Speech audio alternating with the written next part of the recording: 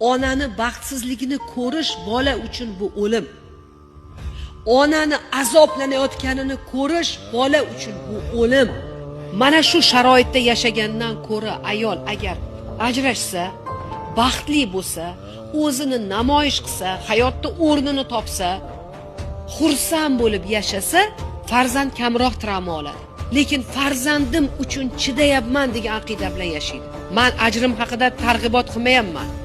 Hozir hamma o'ylashi mumkin-da, ha, psixologlar ajrimga targ'ib qilyapti. Yo'q, men shunchaki solishtirmoqchiman. Onasi xo'rlanganini ko'rib katta bo'lgan qizlar turmushda baxtsiz bo'ladi, farzand ko'rmaslik shundan bo'ladi, jinsiy muammolar shundan bo'ladi, erkaklarga nafrat shundan bo'ladi, yigitlarda turmush qurishni xohlamaslik, zo'ravonlik sahnalari, otaga bo'lgan ko'ra olmaslik, asabiylashish, ishda muvaffaqiyatga erisha olmaslik. Mana shuni ota janavarlar tushunib yetsa, mana bu yeriga yetsa, hech qachon ayolini